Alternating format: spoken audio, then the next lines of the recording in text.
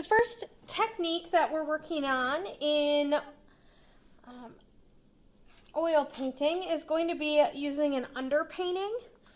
So I like to use neutral colors in my underpaintings, so either maybe like a burnt umber or something like that.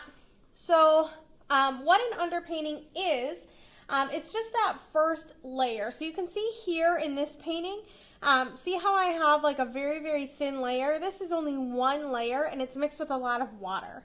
And what that's going to do is once I start adding more and more of my colors onto it, it's going to kind of build up that color and give some really cool undertones.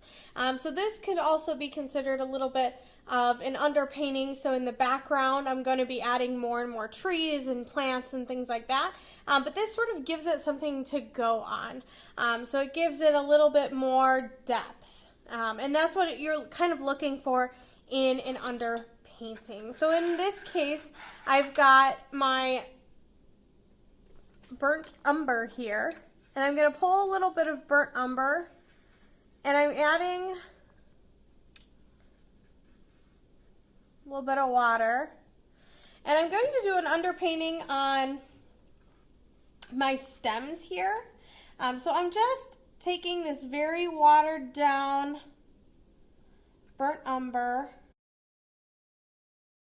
and I'm sort of kind of putting this first watery layer down, but I'm not just going to leave it as like one solid color.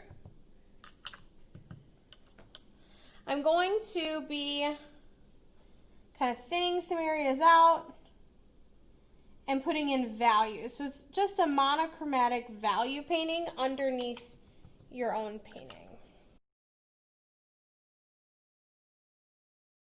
Alright, so that's kind of a good start for my underpainting.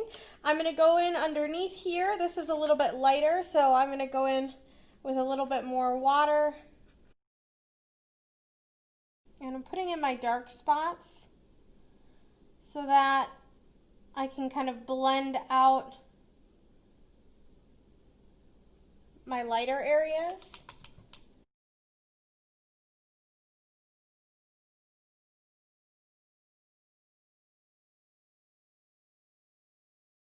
Anywhere you want to make things a little bit lighter, you're going to add water to. Anything you want to make a little bit darker, you're just going to add your watered down pigment to.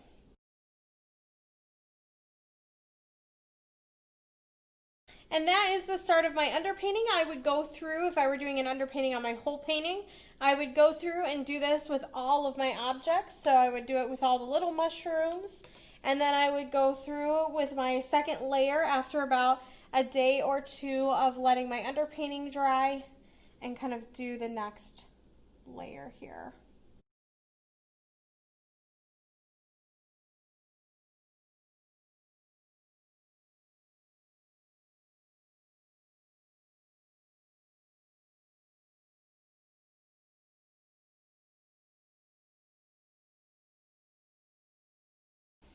The effect, when you're all done, makes it look more like watercolor. So think of an underpainting as like a monochromatic watercolor, using one color the whole way through for the whole underpainting. And you don't want to go super dark.